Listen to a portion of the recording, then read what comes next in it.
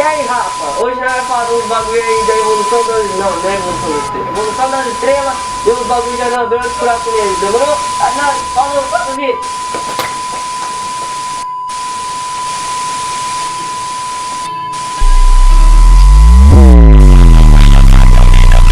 Respect up on the street. Under the sun, the bastard son will pop the clock to feed himself and family. Primeira estação, claquete. Ação. Salve! E aí galera, vamos falar hoje da evolução das estrelas, pode pá?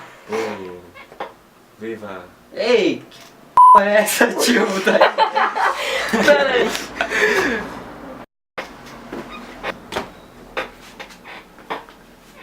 As estrelas são corpos celestes que estão em constante processo de modificação. Esse fenômeno se caracteriza como evolução estrelar, que consiste na observação das transformações das estrelas durante seu ciclo de vida. Essa sequência de mudanças ocorre de forma vagarosa e pode levar bilhões de anos. Portanto, os estudos se baseiam em análises elaboradas com modelos de computadores. A primeira etapa da evolução estelar é o nascimento de uma estrela. Normalmente, esse fato ocorre numa região dominada, berçário estelar, onde há gigantescas nuvens moleculares formadas por gás e poeira. A ação da gravidade é responsável pela junção dos gases com a poeira, ocasionando a perda das partes mais densas da nuvem molecular. Posteriormente, um pedaço dessa junção de gases com poeira ganha densidade e calor, tornando-se uma espécie de disco. Após milhões de anos, esse disco atinge temperatura e densidade tão altas que seus átomos de hidrogênio se transformam em hélio.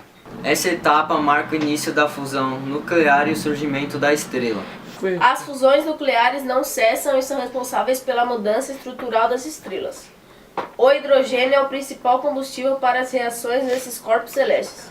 Porém, quando ele acaba, o hélio passa a desempenhar tal função, provocando a expansão e o aumento de energia no interior das estrelas. Com o núcleo bastante aquecido, elas aumentam o tamanho e ficam com luminosidade avermelhada, sendo conhecidas como gigante vermelha.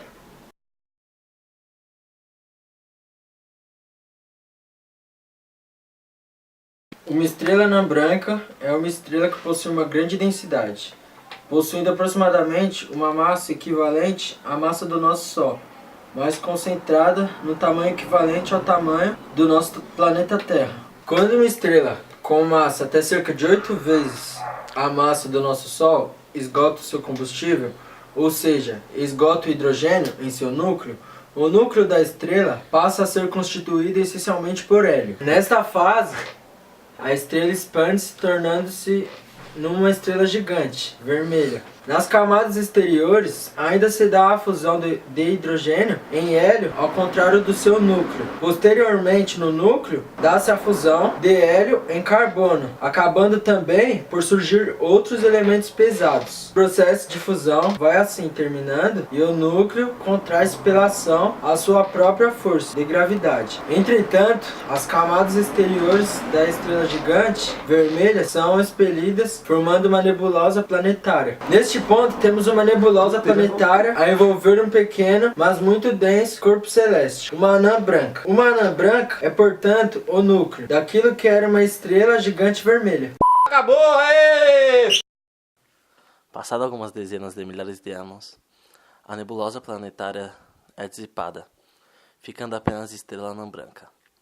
Uma anã branca é um dos objetos celestiais mais densos que existem, sendo ultrapassadas pelas estrelas de nêutron e pelos buracos negros. As anãs brancas variam de uma das outras, em termos de massa.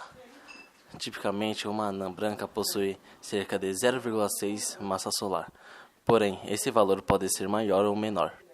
Uma anã branca tem como limite máximo de massa de 1,4 massa solar, a partir do qual torna-se numa supernova do tipo. Pensa-se que as estrelas anã branca acabaram por se esgotar as suas luzes e se tornaram em anãs negras. Porém, calcula-se que esse processo demora mais tempo que a própria idade do universo, pelo que não é previsível que atualmente existe uma anã negra. Evolução estelar é o nome dado à série de estágios e mudanças que ocorrem na vida de uma estrela. Essas etapas avançam de forma gradual e lenta, podendo levar até bilhões de anos. As estrelas, assim como nós, seres humanos, nascem, vivem e morrem. O primeiro estágio da evolução estelar é o nascimento. Aglomerados estelares são verdadeiros jardins de infância. São várias estrelas recém-nascidas próximas, geralmente formadas da mesma nuvem de gás e poeira, amadurecendo. Existe um tipo de aglomerado estelar, o chamado aglomerado globular, onde as estrelas estão bem juntinhas e é apenas um ponto quase que esférico. As estrelas nascem no que chamamos de berçário estelar, nuvens de gás e poeira cósmica, que pela força da gravidade se agrupam, adquirem densidade e calor e formam um tipo de disco, o mesmo que deu origem ao sistema solar. Após muito tempo nessa situação, o disco fica tão denso e tão quente que converte seus átomos de hidrogênio em átomos de hélio. Essas fusões nucleares não cessam tão cedo. O hidrogênio continua sendo convertido em hélio, o que funciona como um combustível para a atividade da estrela. Assim como é a fase da adolescência e puberdade para nós, ser uma estrela jovem é passar por constantes mudanças, intensa atividade e diversas instabilidades. Ela sofre variações na temperatura, massa e diâmetro. Durante a meia-idade, quando a estrela chega em sua sequência principal, fica apenas queimando hidrogênio. Ela ainda é muito jovem, portanto ficará nesse ciclo durante muito tempo.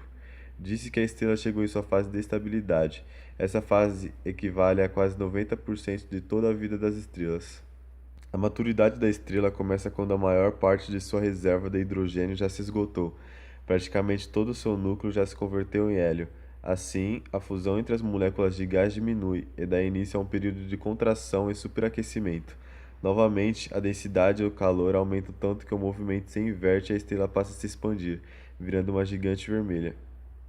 Olá, a partir de agora iremos falar dos buracos negros.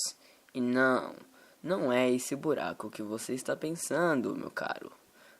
Bom, esses são outros tipos de buracos, não é mesmo?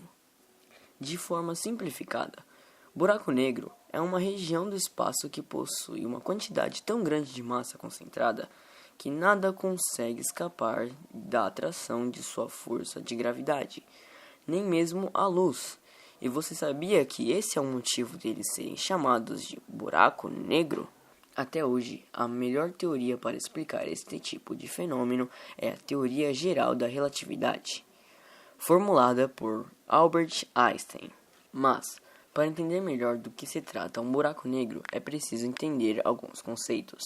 Segundo a teoria de Einstein, a força da gravidade seria uma manifestação da deformação do espaço-tempo causada pela massa dos corpos celestes, como os planetas ou estrelas. Essa deformação seria maior ou menor de acordo com a massa ou a densidade do corpo.